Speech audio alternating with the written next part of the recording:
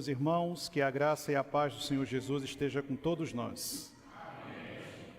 Também saúdo aqueles que estão nos acompanhando pelas transmissões da igreja. Que o Senhor, nesta noite, os alcance com a sua maravilhosa graça, que a sua bondade e misericórdia repouse sobre suas vidas, de onde quer que eles estejam nos acompanhando. Vamos abrir as Escrituras. Eu convido você a abrir a sua Bíblia na epístola escrita por Paulo aos Romanos. Nós vamos fazer a leitura no primeiro capítulo. Iremos ler apenas 2 versos nessa noite, o verso 16 e o verso de número 17. Romanos, capítulo 1, versos 16 e 17. Nós estamos bem no início da nossa nova série de exposições na carta de Paulo aos Romanos. Conforme você localizar o texto, se você puder, eu lhe convido a se colocar de pé em reverência à palavra do Senhor.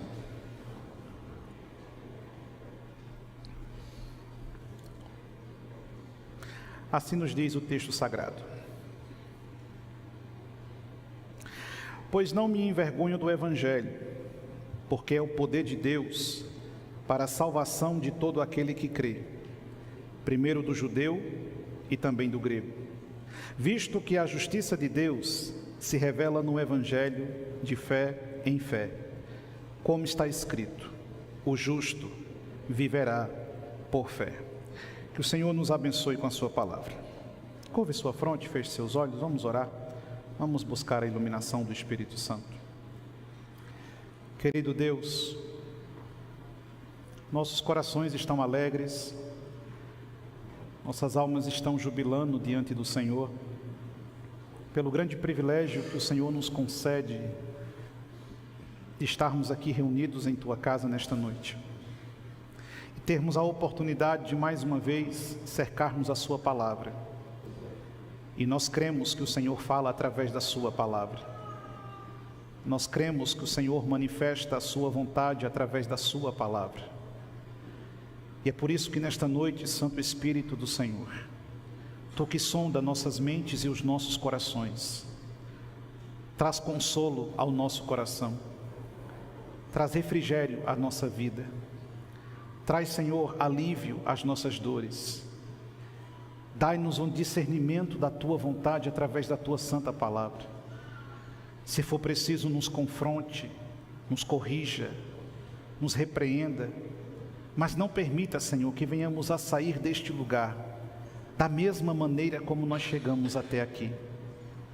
Não permita, Senhor, que absolutamente nada tire nossa atenção ou desvie o nosso olhar do Senhor nesse momento. Assentados aos Teus pés, conserva-nos, ouvindo unicamente a Sua voz, falando conosco através da Sua palavra. Se aqui entre nós ou a nos acompanhar à distância houver alguém, Senhor, que ainda não conhece a Teu Filho como único e suficiente Salvador de sua vida, que nesta noite cadeias possam ser rompidas e pecadores libertos do domínio da morte, para o louvor e a glória do Teu santo nome. É isso que nós Te suplicamos, Pai. Fala conosco. Em nome de Jesus. Amém. Podeis sentar, meus irmãos.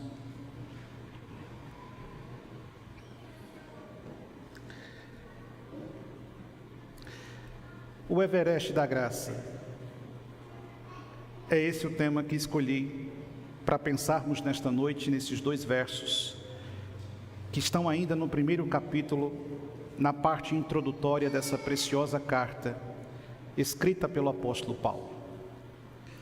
Quando olhamos para a epístola aos Romanos, estamos diante de preciosas verdades, conteúdos sublimes e uma gama profunda de doutrina bíblica que está ao nosso alcance, que está tangível diante de nós e que pode ser por nós acessada quando nos debruçamos sobre esse texto sagrado e a ele dedicamos a atenção da qual ele é devido. O pastor Hernandes Dias Lopes, olhando para a carta aos Romanos, irá dizer que é como se ela fosse uma grande cordilheira, e a compara à cordilheira do Himalaia, a mais alta que existe sobre a face da terra. Sendo a carta aos Romanos como esta grande e imponente cordilheira, ele afirmaria que este trecho que acabamos de ler, de 2 versos apenas, seria como o mais elevado de todos os montes que existe sobre o globo da terra, o Monte Everest. E se pensarmos nessa figura e a partir dela iniciarmos a nossa jornada nesta noite, certamente nos cercaríamos das informações mais precisas e das verdades que giram em torno deste tema. Comparar esta seção das Escrituras a um imponente monte que encanta os homens e desperta a curiosidade de centenas de pessoas, sem dúvida alguma deve encher nosso coração de expectativa, a fim de pensarmos de maneira gloriosa nesta maravilhosa graça que está revelada aos nossos olhos e que está ao nosso alcance mediante a graça e a soberania de Deus. Quando olhamos para essa maravilhosa seção das Escrituras, apenas 2 versos, temos diante de nós um profundo conhecimento. O tema central de toda a epístola está agora diante de nós. O apóstolo Paulo revela-nos aquilo que ele irá discutir ao longo de todos os capítulos. A partir de agora, ele irá propor a nós pensarmos sobre esta graça, sobre esta justificação e sobre este poder salvador. Esta graça que está ao nosso alcance, não por nosso mérito e merecimento, mas esta graça que nos é ofertada pela bondade inaudita de Deus. Esta graça que está elevada demais, como quem ocupasse o mais alto monte e que não pode ser acessada com facilidade. Mas a boa notícia é que nós podemos subir até lá com a ajuda do Espírito Santo e a graça de Cristo repousando sobre os nossos corações. O primeiro homem a pisar no topo do Everest foi Edmund Hillary e fez isso em 1953. Subiu mais de 8.000 metros de altura. E diz a história que quando conseguiu finalmente chegar ao topo do mais elevado monte que a Terra conhece, os seus olhos tiveram uma visão privilegiada e conseguiu ver distante no horizonte uma límpida visão diante de si, de um céu aberto e claro, sem nenhuma nuvem. Não havia partículas de poluição no ar e ele conseguia contemplar aquela maravilhosa criação, como que absolutamente nada impedisse os seus olhos de ver a grandeza de Deus. Se ele teve essa experiência, o Espírito Santo convida-nos também a subir este monte. Não o monte mais alto da face da terra, mas o monte da graça. E quando atingirmos o seu topo, com a ajuda de Deus, veremos de forma clara, límpida e transparente a grande obra que o Senhor fez por cada um de nós. Eu gostaria que você deixasse a sua Bíblia aberta nesses 2 versos, Romanos capítulo 1, versos 16 e 17, e junto com você nesta noite, compreendermos essas preciosas verdades. A primeira coisa que o apóstolo Paulo destaca para nós, está justamente no versículo de número 16. E o que é que nos diz o verso número 16? Pois não me envergonho do Evangelho, porque é o poder de Deus, para a salvação de todo aquele que crê, primeiro do judeu e também do grego. Eu gostaria de pensar com você na primeira partícula do versículo 16. A primeira expressão que salta do verso 16 é exatamente essa: eu não me envergonho do Evangelho. E essa afirmação é digna de reflexão e de aprofundamento. O apóstolo Paulo começa mostrando aos cristãos de Roma que ele não sente o mínimo de constrangimento em afirmar ser um seguidor do Evangelho. Em seu coração existe uma rocha inabalável e que não será movida com facilidade mediante a convicção que ele possui de que o Evangelho é de fato o poder de Deus. E por quais razões o apóstolo Paulo, quando resolve apresentar o tema central da epístola aos seus leitores na igreja que está sediada em Roma, faz questão de iniciar de maneira clara dizendo: eu não me envergonho do Evangelho. Quando nós comparamos essa expressão com outras presentes no Novo Testamento, nós certamente perceberemos que o Evangelho ele tornou-se um motivo de grande escândalo entre as pessoas. Os judeus olhavam para o Evangelho e se escandalizavam com ele. Os gentios olhavam para o Evangelho e não compreendiam como alguém poderia seguir um Deus que morreu em uma cruz para salvar os seus próprios pecados, e isso era como se fosse um sinal de fragilidade. O apóstolo Paulo, tendo isso em sua mente, irá afirmar de maneira clara e explícita logo no início da sua argumentação: eu não sinto um pingo de remorso ou de constrangimento por seguir o Evangelho. Eu não me envergonho do Evangelho, porque de fato o Evangelho é a coisa mais extraordinária e mais sublime que existe sobre a face da terra. Paulo vai dizer que não sente qualquer tipo de preocupação em que as pessoas saibam e tenham notório conhecimento de que ele é um proclamador do Evangelho. Se isto é verdade, então nós poderíamos pensar sobre essa realidade. Nos nossos dias nós temos aqueles que se envergonham do Evangelho. Nos nossos dias nós temos aqueles que são a vergonha do Evangelho. E nos nossos dias também temos aqueles que não se envergonham do Evangelho. Em nosso tempo presente nós temos pessoas que sentem receio de viver conforme aquilo que afirmam crer. Em nossos dias nós temos pessoas que têm vergonha de afirmar serem cristãs e viverem como autênticos cristãos. Em nossos dias também temos pessoas que são a vergonha do cristianismo e que portam o nome de cristãos, mas vivem de uma forma tão decrépita que o Evangelho é escarnecido por causa de sua conduta. Mas se esta realidade nos cerca, também é verdade que nos nossos dias, assim como nos dias da igreja primitiva, nós temos pessoas que somam forças à voz de Paulo e não se envergonham do Evangelho, do autêntico e do puro Evangelho que está revelado a nós mediante as Escrituras e o poder gracioso de Cristo. Este verdadeiro Evangelho. Mas se eu quero pensar no Evangelho, seria interessante começar a refletir do que é que não é o Evangelho. O que não é o Evangelho? Em um mundo tão confuso como o que nós estamos vivendo, em uma igreja tão miscigenada como a que nós possuímos em nossos dias, em um tempo de profunda relativização e de flexibilização moral, o que é que nós de fato afirmamos ser o Evangelho? Como um leque que se abre em uma concha de retalhos, nós temos diversas vozes que se levantam afirmando trazer o autêntico Evangelho, afirmando ser representantes do verdadeiro Evangelho. Mas é preciso que olhemos para essas vozes e as submetamos ao crivo das Escrituras para de fato discernirmos o que é o Evangelho e o que não é o Evangelho. Este Evangelho do qual Paulo diz não sentir vergonha é o Evangelho das Escrituras.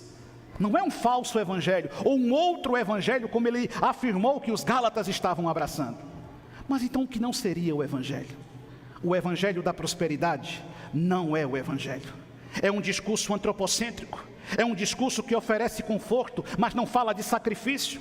É um discurso que promete às pessoas riquezas na terra, ao invés de estimulá-las a construir tesouros no céu. É um discurso que atrai os homens, mas não os reconcilia com Deus. O discurso da prosperidade não é o Evangelho, pois Cristo não deu a sua vida na cruz para que você tenha uma vida abastada. Cristo não deu a vida na cruz para que você seja livre dos problemas. Cristo não deu a vida na cruz para que a sua vida não passe por dificuldades e provações. E Cristo afirmou de maneira clara: no mundo tereis aflições, mas tende bom ânimo. A primeira coisa então que eu preciso compreender, que este evangelho da prosperidade que tem sido proclamado em muitos locais, não é o evangelho da cruz de Cristo, não é o evangelho da palavra de Deus. Mas existe uma outra vertente que também afirma ser o evangelho, mas não tem qualquer relação com o autêntico evangelho. O evangelho das curas, dos milagres, dos prodígios, dos sinais exacerbados. O evangelho que está focado unicamente nos problemas dos homens, que oferece cura para o corpo, mas é incapaz de sarar a alma. O evangelho que promete milagres momentâneos e pontuais, mas é incapaz de dar ao indivíduo segurança eterna. O evangelho em que multidões cercam cultos e reuniões porque querem ter suas vidas transformadas ou porque ouviram um convite que lhes dizia: pare de sofrer. Isto não é o evangelho, porque eu estou aqui neste culto possa ser que ninguém seja curado, neste culto possa ser que nenhuma visão mirabolante aconteça, neste culto possa ser que nada de extraordinário surja, mas ainda assim eu posso crer com toda a força do meu coração que a presença de Jesus Cristo é real e verdadeira nesse lugar. Mas não tem a ver com o que eu sinto, não tem a ver com o que eu experimento, não tem a ver com o que eu usufruo. Se Deus cura, Ele é glorificado. Se Deus não cura, Ele é glorificado do mesmo jeito. Se Deus abre portas, bendito seja Ele. E se Ele fechar portas, bendito seja Ele também. O evangelho de curas, milagres, prodígios, não é o evangelho. E eu não estou com isso dizendo que Cristo não cura. Eu creio que Ele cura. Eu não estou dizendo que Cristo não faça milagres. Eu creio que Ele faz milagre. Eu sou um milagre, você é um milagre.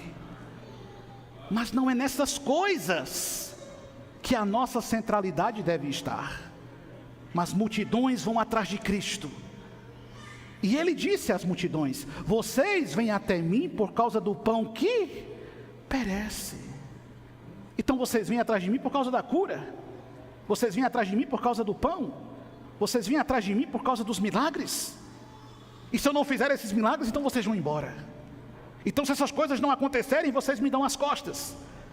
Então, se essas coisas não se realizarem, vocês simplesmente abandonam. Isso não é o Evangelho.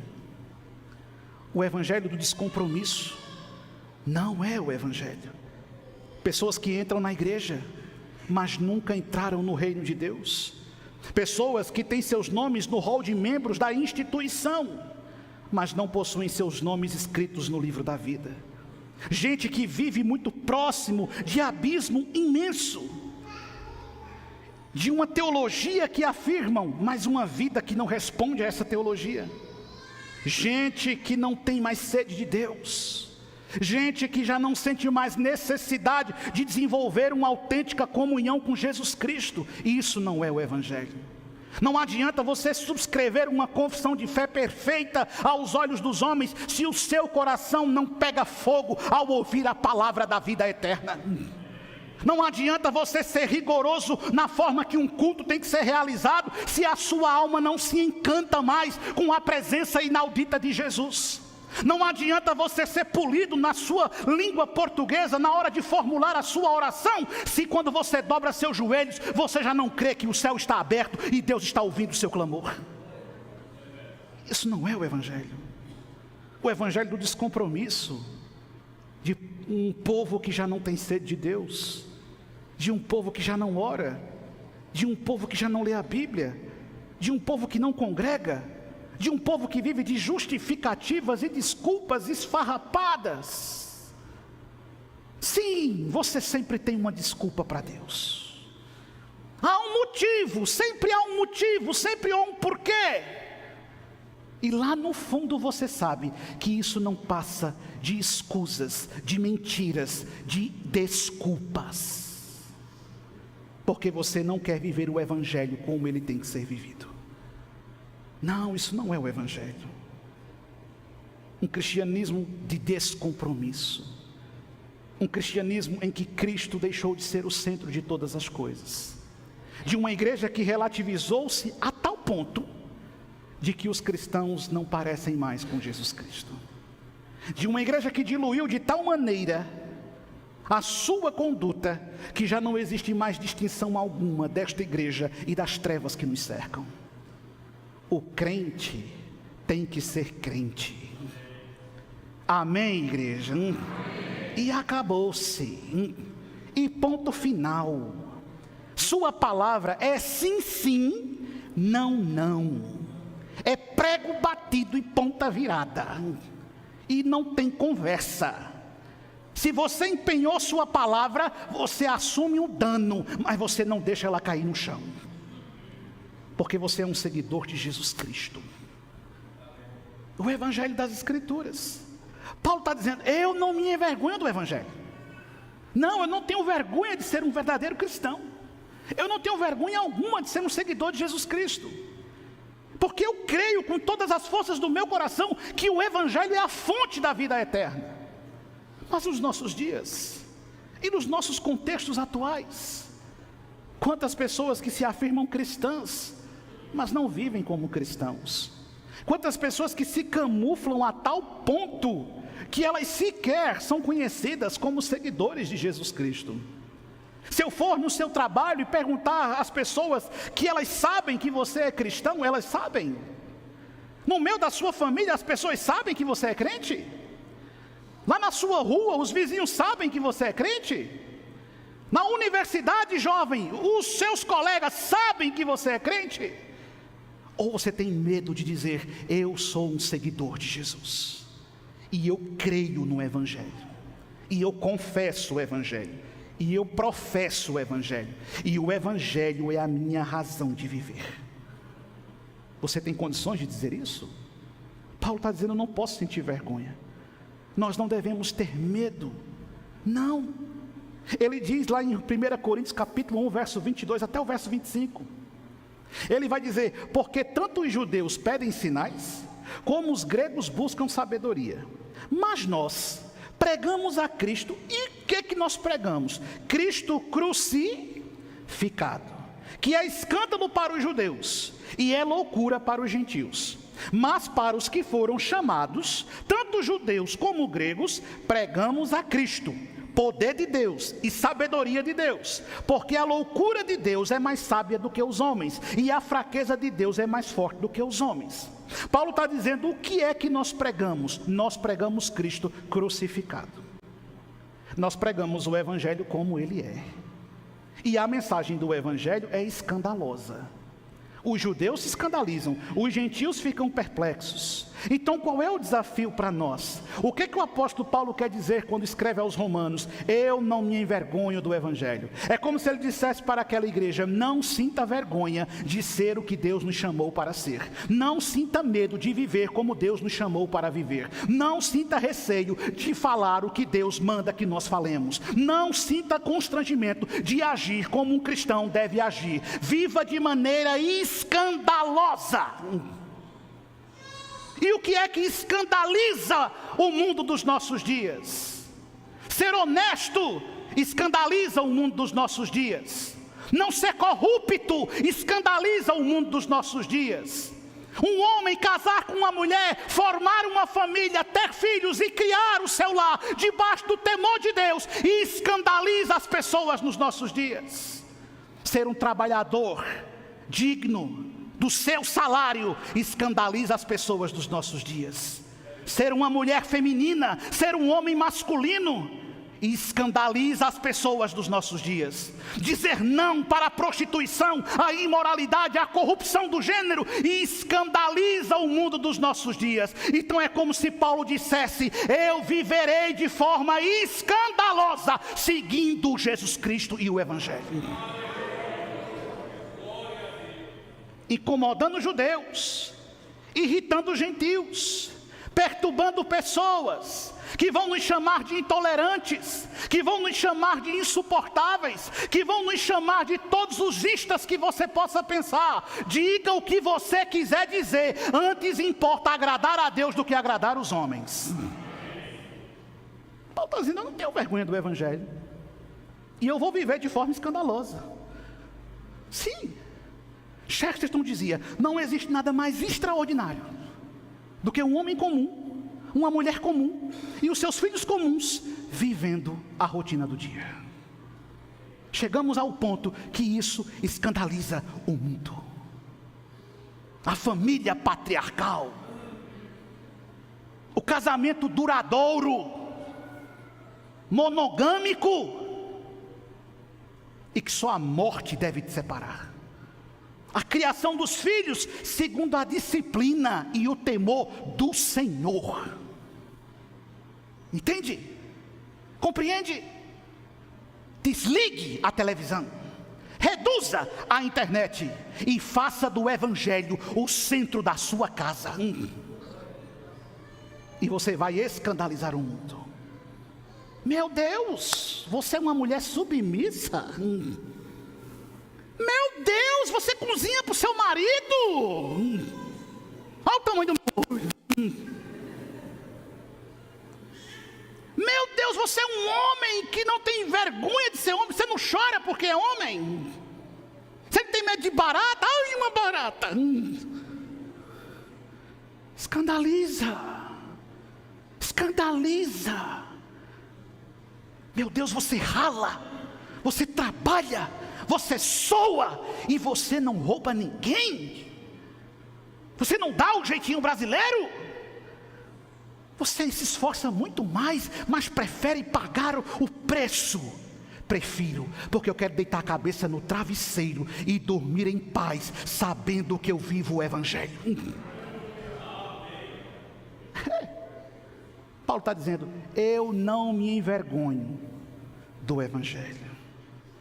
Nesse mundo torto que nós estamos vivendo, não tenha vergonha de ser o que você é. Não tenha vergonha de dizer o que você pensa como um servo de Deus. Não tenha vergonha de erguer sua voz contra este mundo torto em que nós estamos vivendo. Relativista, progressista, não, é antibíblico, é pecado, ofende a Deus, eu não vou aceitar. E acabou. Ai, pastor, o povo vai embora, a porta está aberta. Aqui só fica quem é crente, amém? Então quem não for crente, levante, eu quero ver quem é o primeiro. Suspeitei desde o princípio. Paulo está dizendo, eu não me envergonho do Evangelho. É o poder de Deus. É o poder de Deus. Aí eu vou ter medo de ser o que eu sou? Eu vou ter medo de ser crente? Eu vou ter medo de viver aquilo que eu creio? Eu vou ter receio de viver a minha vida de forma consoante com aquilo que eu afirmo crer? Eu não posso. Eu simplesmente não posso. Porque ele vai dizer que a transformação começou aonde? Renovai-vos na vossa mente. Eu não posso agir de forma incompatível com aquilo que eu creio. Eu não posso. Simplesmente não posso. É escandaloso amar a cruz, mas ame ela com toda a força do seu coração. É escandaloso para esse mundo, mas não tenha receio nem medo. Viva o Evangelho da glória do nosso Deus. E por que Paulo ele tem tanta convicção que precisa viver o Evangelho? Olha a segunda parte do verso 16. Não me envergonho do Evangelho, porque é o poder de Deus. Por que eu tenho tanta convicção do que eu creio? Porque eu não creio numa filosofia humana. Porque eu não creio numa especulação terrena. Porque eu não sigo uma ideologia de homens. Eu creio na revelação especial que veio direto do céu. E é o Evangelho, é o poder de Deus. É o poder de Deus. Paulo não se envergonha daquilo que crê, nem da forma como ele vive sua fé. E agora ele está apresentando a razão disso. Por que ele crê dessa forma? Por que ele é tão inabalável, convicto dessa maneira? Porque ele tem convicção que o Evangelho é um poder poderoso, é uma força implacável, é um instrumento habilidoso, revelado pelo próprio Deus, capaz de implodir as maiores fortalezas do mundo. Sim, o Império Romano não conseguiu deter o Evangelho. Tantos imperadores que se levantaram com as suas perseguições, com a sua fúria. Quantos cristãos que foram jogados no Coliseu para serem estraçalhados por leões. Quantos cristãos que foram empalados vivos e incendiados pelas avenidas de Roma, como fez Nero, para iluminar o caminho dos romanos à noite. Quantos cristãos que foram partidos ao meio, ao fio da espada, mortos pelos gladiadores. Quantos cristãos que tiveram suas vidas ceifadas. E quantas famílias cristãs que experimentaram a dor e o sofrimento do peso da perseguição. Mas com toda essa fúria, Roma não conseguiu deter o Evangelho. A Revolução Francesa surgiu e centenas de cristãos foram mortos, centenas de igrejas foram incendiadas, centenas de ministros foram presos e foram encarcerados, mas a Revolução Francesa, com toda a sua fúria, não conseguiu deter o poder do Evangelho.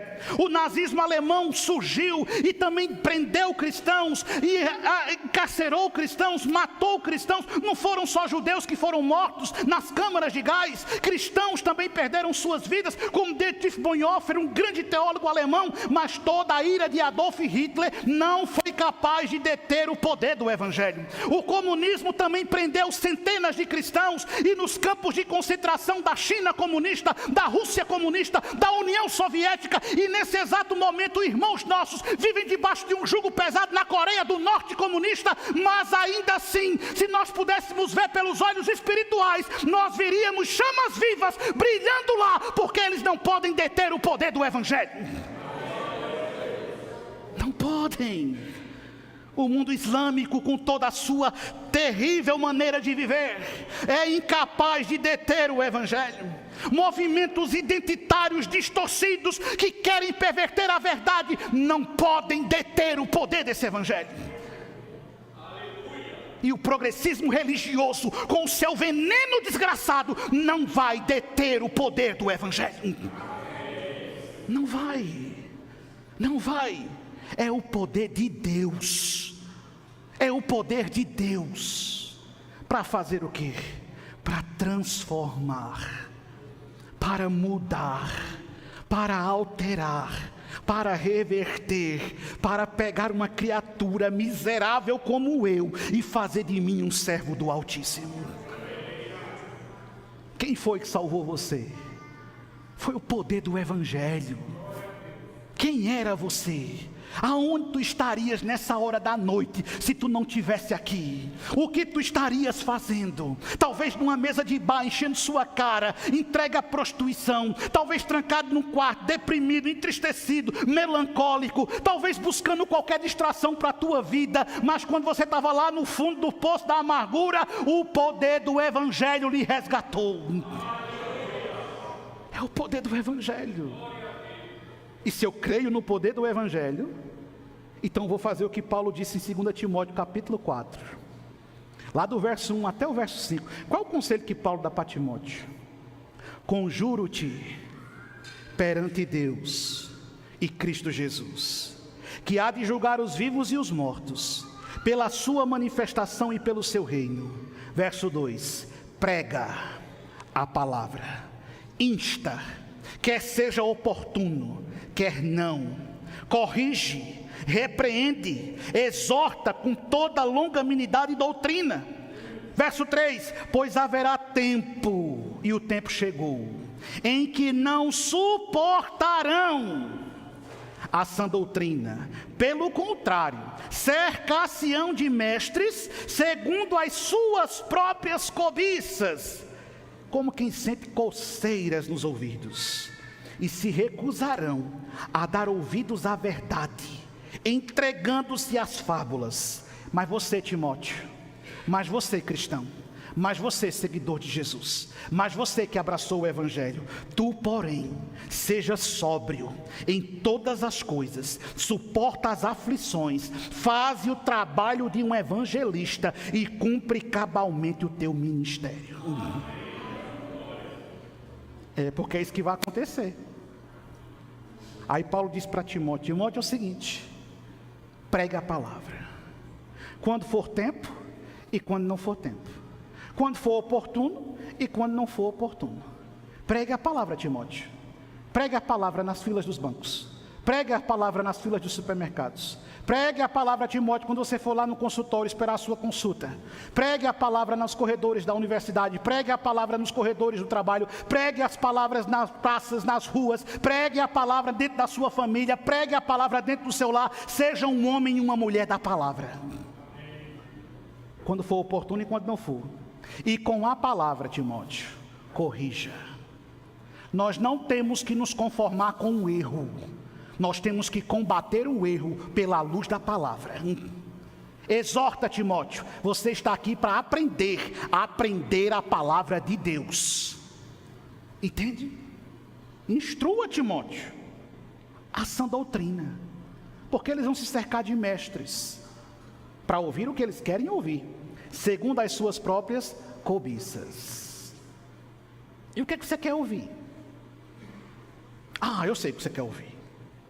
Você quer ouvir que Deus vai resolver todos os seus problemas hoje. Você quer ouvir que a sua doença vai ser curada agora. Você quer ouvir que na sua conta vai cair agora um Pix de R$1 milhão. Confira aí para ver se tem. Vai que acontece uma coincidência, né? Deu dízimo, viu, desgraçado? Você quer ouvir que a sua vida vai mudar para melhor hoje? É isso que você quer ouvir. Você quer ouvir que eu estou vendo os céus abertos e uma bola de fogo descendo aqui? Você quer ouvir que eu estou vendo um anjo subindo e descendo, igual o Padre Marcelo via naquela musiquinha dele lá. Vejo um anjo subindo nesse lugar, no meio do povo. Você lembra? Eu sei que vocês cantavam. É isso que você quer ouvir eu dizer? Não é isso que você vai ouvir sair da minha boca. Mas o que eu posso dizer a você, mediante o que está escrito nesse texto, é que o Evangelho que você está ouvindo nessa noite é poderoso para transformar a sua vida e fazer de você uma nova criatura segundo Jesus. Aí, se Deus quiser lhe abençoar materialmente, Ele abençoa. Mas não é por causa disso que a gente está aqui, porque isso não é o mais importante. Não é. É o poder do Evangelho. Prega a palavra, porque eles vão se cercar de homens querendo ouvir o que eles acham interessante, e vai provocar, sabe o quê? Coceira, comichão, inquietação. Nós estamos vivendo dias que certas verdades, quando são ditas, provocam inquietação. Nós estamos vivendo dias que certas verdades do Evangelho, quando são proclamadas, desperta descontentamento. Mas diante de tudo isso, o conselho do Senhor é: prega a palavra. Cumpre cabalmente o teu ministério.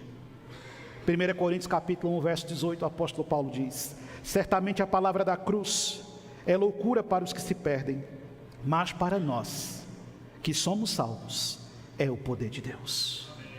É o poder de Deus.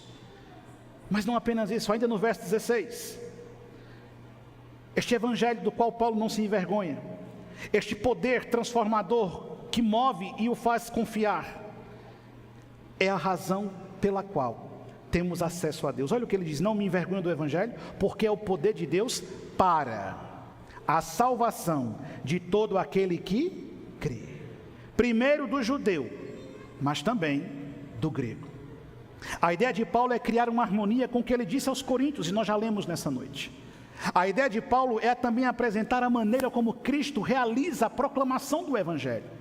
Jesus, ele veio proclamar o evangelho aos seus contemporâneos, aos judeus, mas sendo rejeitado por estes, ele atravessa as fronteiras, vai pregar aos samaritanos e diz à sua igreja que nós devemos proclamar o evangelho a todas as criaturas em todos os lugares da terra.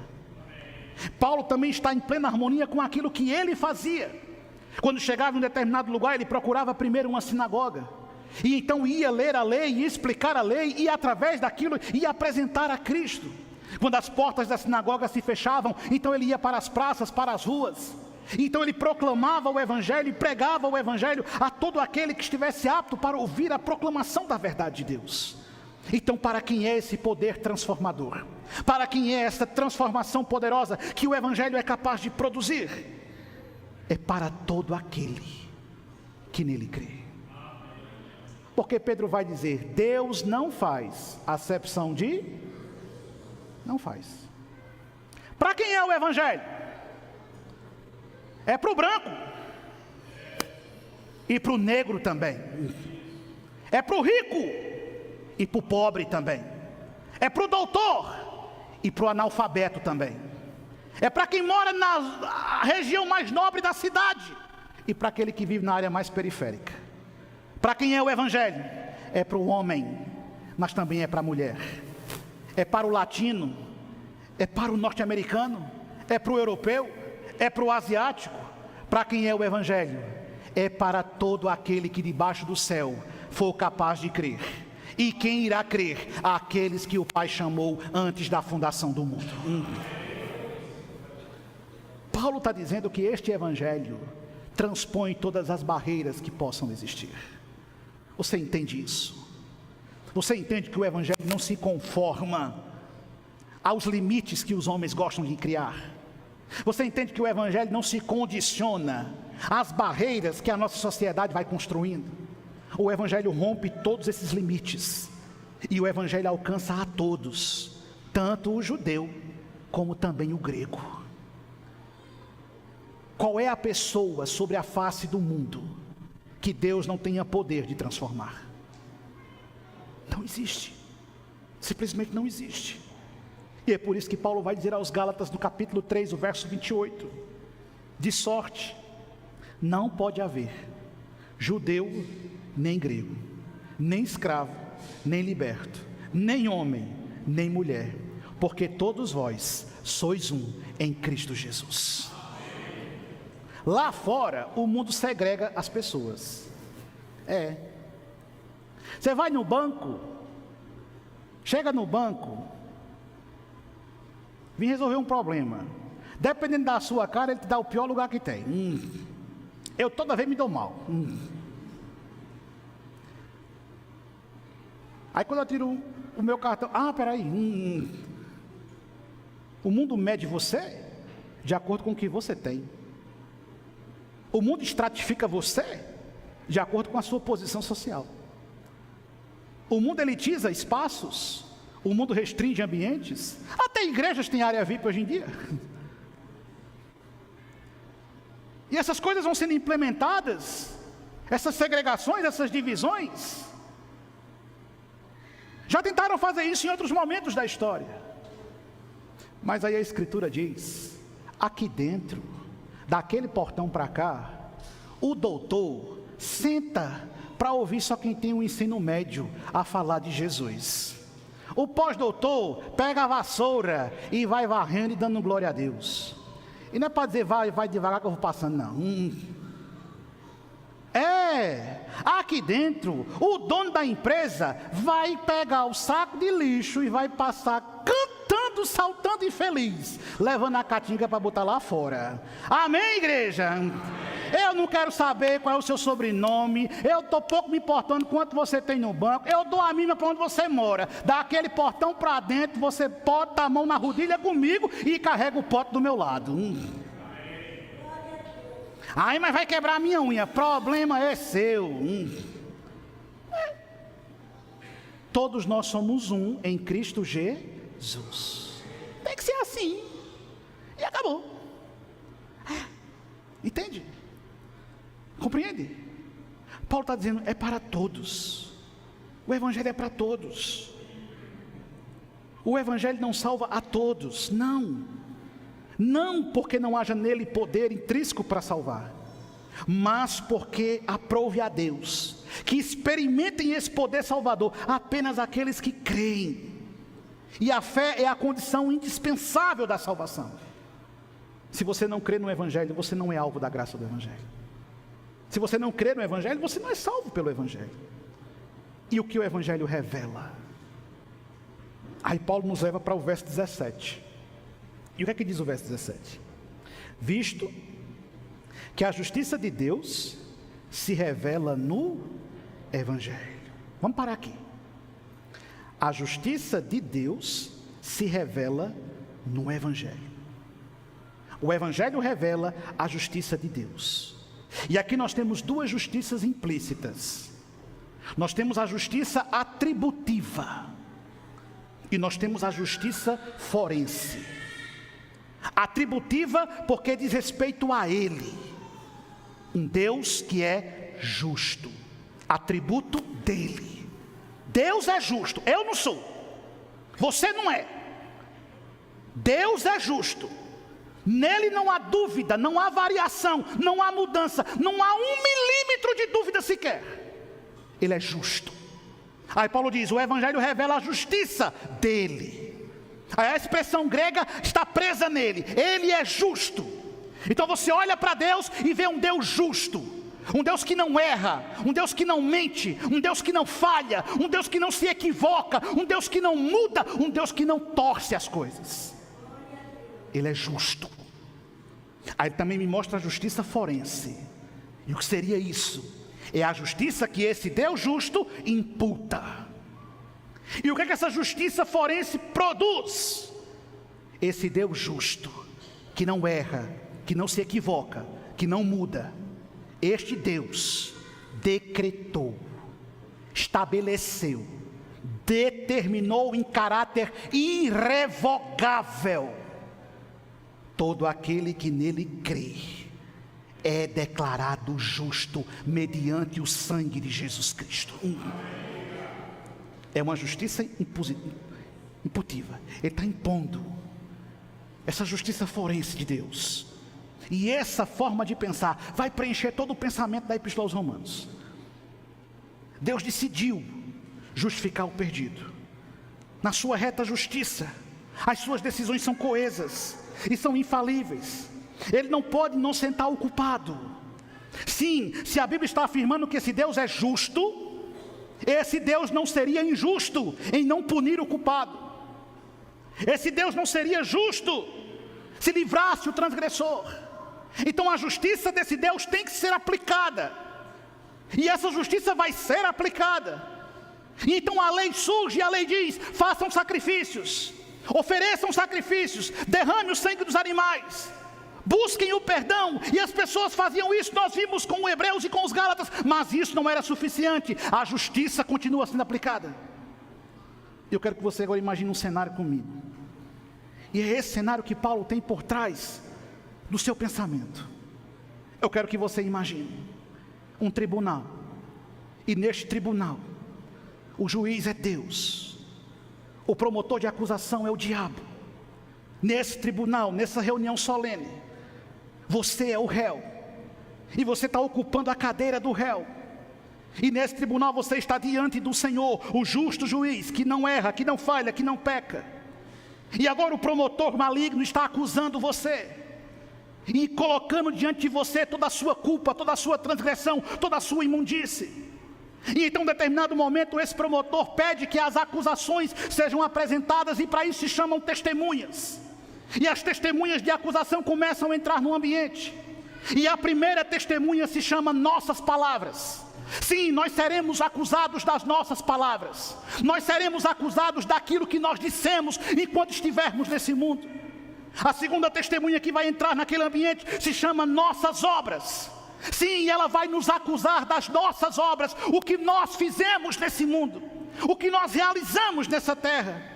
Uma terceira testemunha será convocada ao tribunal, e ela se chama nossas omissões. E nós seremos acusados das nossas omissões, porque a Bíblia diz: quem sabe que deve fazer o bem e não faz, peca. Uma quarta testemunha será chamada, e ela se chama nossos desejos. E nós seremos culpados dos nossos desejos, acusados pelos nossos desejos. Uma quinta testemunha será chamada, e ela se chama nossos pensamentos. E nós seremos julgados pelos nossos pensamentos, nossos sujos e impuros pensamentos. Imagine essa cena: você está sentado, e você está sendo acusado pelo que você disse, e você está sendo acusado pelo que você fez, e você está acusado daquilo que você não fez, e você está sendo acusado daquilo que você desejou, e você está sendo acusado daquilo que você pensou. Então pede-se que abra a lei, e o artigo da lei é consultado, e a lei vai ser lida, e o artigo da lei será o parâmetro para estabelecer a sentença, pois Deus é um justo juiz. E então a lei será aberta lá em Ezequiel capítulo 18, verso 20. E lá em Ezequiel capítulo 18, verso 20, o artigo solene da lei diz: a alma que pecar, essa morrerá. E esta é a prevista punição na lei. A alma que pecou deve morrer. Aquele que pecou precisa morrer. O salário do pecado, é a jurisprudência da lei, é a morte. E agora o tribunal está em silêncio, um profundo e terrível silêncio. A lei diz que aquele que pecou deve morrer. Mas você pecou pelo que disse, você pecou pelo que fez, você pecou pelo que não fez, você pecou pelo que desejou, você pecou pelo que pensou. Há alguém que defenda você? Há alguém que se levante na sua defesa? No tribunal ecoa uma voz: há algum advogado que se habilite para livrar esse réu? Há alguém que se disponha para tentar lhe inocentar? Todos no ambiente sabem que você pecou, e essas testemunhas dizem a verdade. E quando parece que tudo está perdido, louvado seja o nome de Jesus, então o silêncio é rompido, e alguém com voz serena e poderosa diz: eu vou defender esse réu, eu vou defender esse réu. E ele se levanta, e ele se coloca no meio da sala, e ele olha para o justo juiz, e ele encara o maldito acusador. E sim, todas as testemunhas disseram a verdade. O preço é impagável, a fiança é impossível. Como reparar tamanho crime, tanta maldade? Então ele diz: eu estou disposto não apenas a defendê-lo, mas eu estou disposto a pagar o preço da culpa dele. Eu estou disposto não apenas a argumentar em sua defesa, mas eu estou disposto a reparar todos os danos que ele causou. E então Jesus Cristo coloca-se diante do justo juiz, e a sentença então vai ser emitida. E qual é a sentença? Perdoado e justificado. Perdoado e justificado. Perdoado e justificado. não é apenas perdoado, eu fui perdoado. O perdão é a imputação da nossa dívida a Cristo. Ele pagou o que eu devia, mas eu também fui justificado. A justificação é a imputação da justiça de Cristo a nós. Ele não apenas pagou o que eu devia, Ele creditou na minha conta um saldo tão positivo que não existe poderes, nem alturas, nem profundidade ou qualquer outra criatura que poderá me separar do amor de Deus para sempre. Ele não apenas me perdoou, Ele me justificou. Entende? Ele paga a dívida que eu tenho e Ele acredita na minha conta. E agora eu posso deitar a cabeça no travesseiro, porque a cédula que pairava contra mim foi rasgada na cruz do Calvário pelo Cordeiro de Deus que tira o pecado do mundo. Perdoado e justificado. 2 Coríntios capítulo 5, verso 21. Aquele que não conheceu o pecado, Ele o fez pecado por nós, para que nele fôssemos feitos justiça de Deus. Perdoado e justificado. Por que eu não me envergonho do Evangelho? Porque eu sei a culpa que eu carrego. Porque eu não me envergonho do Evangelho? Porque eu sei o quanto eu sou o transgressor. Porque eu não me envergonho do Evangelho? Porque eu sei que eu mereço as mais terríveis penas eternas. E eu sei que Jesus Cristo pagou o preço e deu a vida para que eu tivesse vida. E na sua morte eu encontrei verdadeira plenitude. E na sua ressurreição eu tenho vida eterna. E mediante a sua obra eu poderei entrar no céu. Perdoados e justificados. Mas o verso 17 ainda diz: o justo viverá por fé. Você sai do tribunal justificado e perdoado. Mas como você vai viver a sua vida agora? Você sai do tribunal inocentado. Sim, todas as testemunhas foram silenciadas. Mas como você vai viver agora do portão para fora? Como serão os seus dias? Como serão as suas escolhas? Como será a sua conduta? Como você vai fazer agora de hoje em diante? Paulo diz: você viverá pela fé. O justo viverá pela fé. Ele está repetindo Abacuque capítulo 2, verso 4. O justo viverá pela fé. A fé marca o início, a porta de entrada do Evangelho. E a fé pavimenta todo o caminho até o céu. Hebreus capítulo 11, verso 6. De fato, sem fé é impossível agradar a Deus. Gálatas capítulo 2, verso 20. Logo já não sou eu quem vive, mas Cristo vive em mim. E esse viver que agora tenho na carne, vivo pela fé no Filho de Deus. Efésios capítulo 2, verso 8. Porque pela graça sois salvos mediante a fé, e isso não vem de nós, é um presente de Deus. Aleluia. Você vai viver pela fé. E quem vive pela fé não vive por circunstâncias. Eu não olho as circunstâncias, mas eu olho a graça inaudita do Senhor. O que vai acontecer com este mundo? Eu não sei. O que vai acontecer comigo? Eu não sei. O que vai acontecer com você? Eu não sei. Eu só sei que eu não vou me envergonhar do Evangelho. Eu só sei que não importa o que aconteça, eu não deixarei de falar o que Cristo manda que seja dito. Eu não quero saber o que virá pela frente. O que eu sei é que amarei e viverei para a glória de Deus todos os dias da minha vida. Eu não posso me envergonhar do poder de Deus, porque eu saí inocentado daquele tribunal. Eu não posso me envergonhar do amor de Jesus, porque foi Ele que me resgatou quando a iminente espada da lei pairava sobre a minha cabeça. Sim. Então, a que conclusão podemos chegar? Romanos 1, 16, 17 nos apresenta o coração do Evangelho. Ele é o poder de Deus para transformar. Ele é para todos os que creem, sem distinção.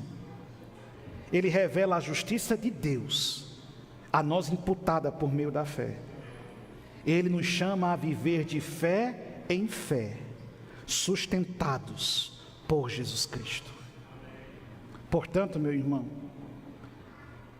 no Everest da graça, nós não subimos com os nossos próprios esforços, mas nós contamos com a ajuda de Jesus. Até o ano passado, apenas 7.124 pessoas haviam atingido o pico do Monte Everest. Isso é menos do que 1% de toda a população mundial.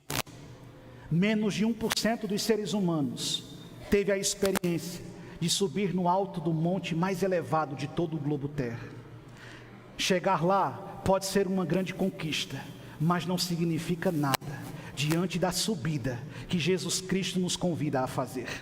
A grande diferença é que no Monte da Graça, nós não subimos com os nossos próprios esforços. Não interessa os instrumentos e técnicas que possuamos, elas não serão suficientes para nos fazer chegar até lá. Mas com a graça de Deus e a ajuda de Jesus Cristo, guiados pelo seu Santo Espírito, nós vamos trilhar o caminho até o pico. Nós iremos trilhar as trilhas até o topo. E quando chegarmos lá, não apenas uma bela vista estará diante dos nossos olhos, mas veremos a maravilhosa face do nosso Redentor. Nós veremos aquilo que existe de mais precioso em todo o universo, e não é a vista belíssima que o homem possa ter do alto do monte mais elevado do globo. A vista mais belíssima que nós teremos é a gloriosa Jerusalém, ataviada como noiva, descendo dos céus adornada para o seu esposo. A gloriosa vista que nós teremos serão as centenas, milhares de milhares daqueles que foram lavados e remidos no sangue da nova eterna aliança. A maravilhosa vista que nós teremos é o grande e imponente coro que exaltará o Cordeiro de Deus dia e noite sem parar. A maravilhosa vista que nós teremos, redimidos e remidos, estaremos para sempre contemplando aquele que é o próprio Evangelho, aquele que é a própria graça, aquele que é a própria virtude, aquele que nos chamou e que no tribunal de Deus disse: Ele é justo e perdoado. Essa será a melhor vista que teremos.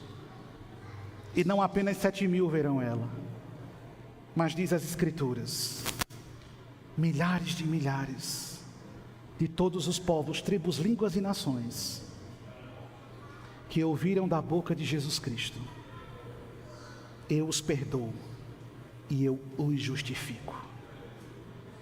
Você não foi apenas perdoado, você foi justificado também. Que Deus abençoe você em nome de Jesus. Curve sua fronte, feche seus olhos.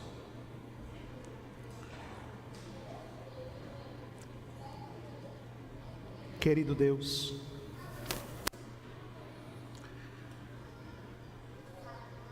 o que nós podemos dizer, Senhor? O que é que nós podemos dizer diante do Senhor? Nós sabemos que somos culpados, Senhor.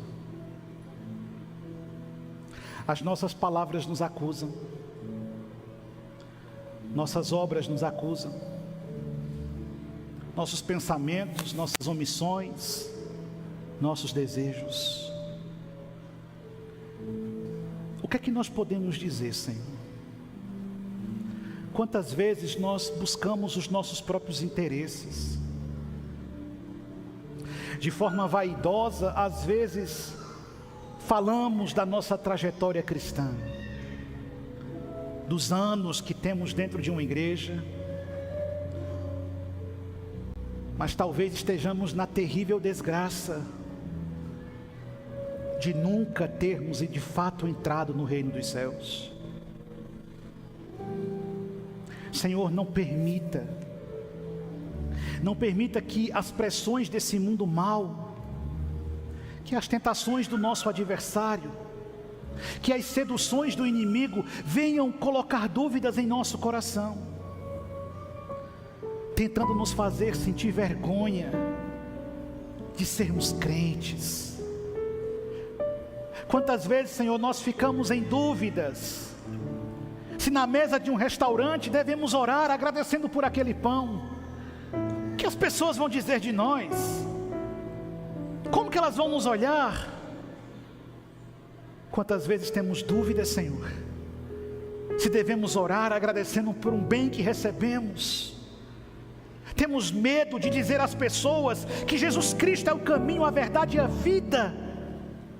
Nos preocupamos em sermos rejeitados, abandonados, rechaçados, porque nossos familiares vão olhar para nós atravessados, porque amigos vão romper nossas amizades. Senhor, quantas coisas muitas vezes querem nos intimidar de vivermos esse precioso Evangelho.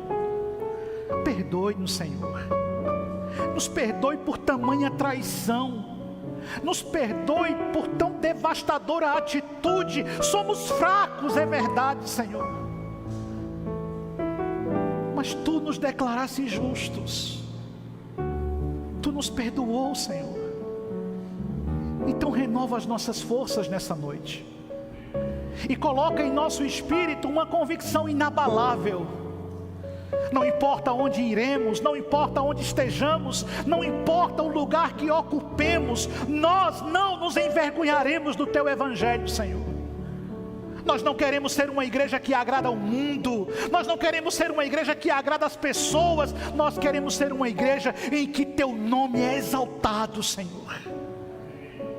Um povo que não tem medo de viver a Tua palavra. Ajuda-nos, Espírito Santo, ajuda-nos a viver pela fé, ajuda-nos a caminhar pela fé, ajuda-nos a sermos cristãos que confiam no Teu poder e que vivem a plenitude do Teu Evangelho. É isso que nós Te pedimos, em nome de Jesus. Amém.